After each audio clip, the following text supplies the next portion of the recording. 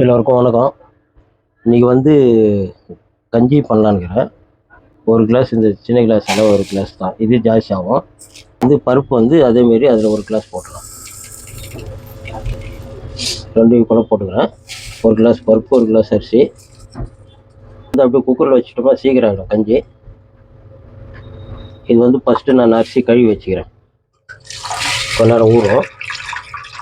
இது என்ன பண்ணலாம், ஒரே ஒரு வெங்காயம் போடணும். அதில் காரங்க ஒன்றும் இல்லை, வெறும் வெங்காயம் மட்டும் ஒன்று வச்சுன்னு குக்கர் பற்ற வச்சுக்கிறேன்.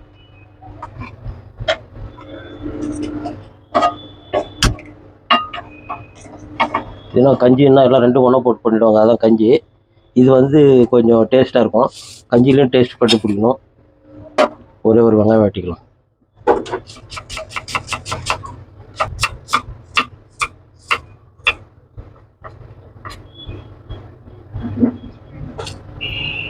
இதுக்கு என்ன பண்ணலாம், கொஞ்சமாக எண்ணெய் ஊற்றிக்கலாம். கொஞ்சம் எண்ணெய் ஊற்றிக்கலாம். அந்த வெங்காயம் வதக்கிறதுக்கு தான் அது. வேறு இதில் எந்த ஒரு இதுவும் இல்லை. கொஞ்சோண்டு ஜீரகம், உப்பு 2 ஐட்டம் தான் வெங்காயம் வதக்குறோம்.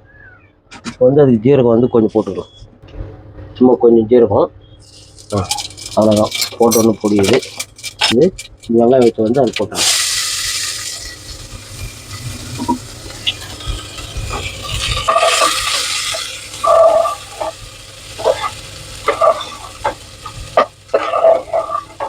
வெங்காயம் சும்மா கொஞ்சம் வதங்கினா போதும். இப்போ அதுக்கு இப்போ இந்த கிளாஸில் 2 கிளாஸ் எடுத்துருங்க. இப்போ 4 கிளாஸ் தண்ணி ஊற்றணும். ஆனால் அது கஞ்சி சோறாயிடும். பாருங்கள்,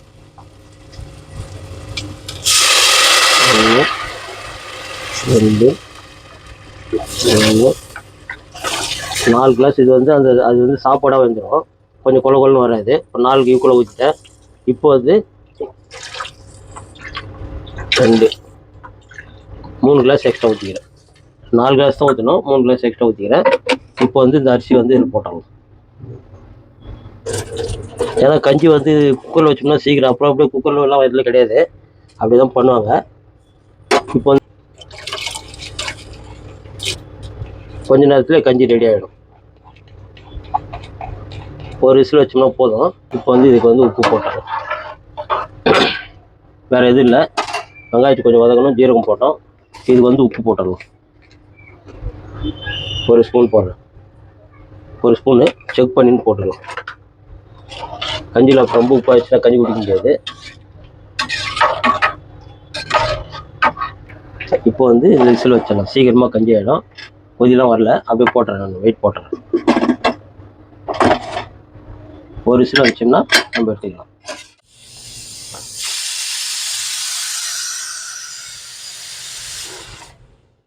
கஞ்சிக்கு சட்னி, கடலக்காய் சட்னி அரைக்கிறேன். அதுக்கு இப்போ கொஞ்சம் கருவேப்பிலை, பச்சை மிளகா ஒரு 10 பிட்டை இருக்குது. பச்சை மிளகா, பூண்டு, கொத்தமல்லி தழை இதெல்லாம் போட்டு அதில் கொஞ்சம் புளி ஊற்றணும். புளி கொஞ்சம் ஊற்றிடுறேன். உப்பு கொஞ்சம் போட்டுக்கலாம். தாளிக்கிறதுலாம் இல்லை, சட்னி அப்படியே தான் கஞ்சியில் சாப்பிட்டுக்கிறது கெட்டியாக. உப்பு தேவைன்னா வருமா போட்டுக்கலாம். கடலக்காய் ஒன்றா போட்டு அரைச்சோம்னாக்கா இந்த பச்சை மிளகாலாம் மையாது. கொஞ்சம் அதில் தண்ணி ஊற்றிட்டு இப்போ இது ஃபஸ்ட்டு அரைச்சிக்கலாம். இப்போ இது கொஞ்ச நேரம் அரைச்சிட்டு மஞ்சள் பிற்பாடு அருமா அது போட்டுக்கலாம்.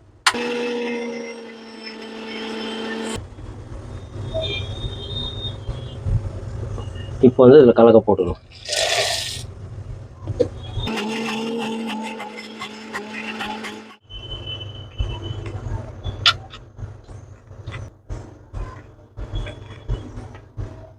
சட்னி கடலக்காய் சட்னி.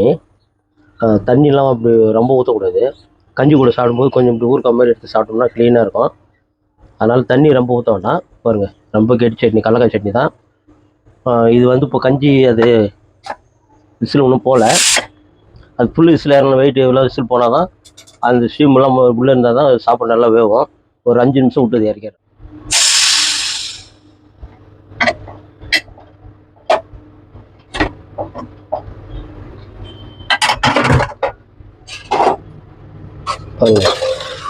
நான் சொன்னேன் இது தான் இந்த மாதிரி கொல கொல இருந்தால் தான் கஞ்சி கணக்கு. பாரிச்சு ஒன்று கெட்டியாகும்.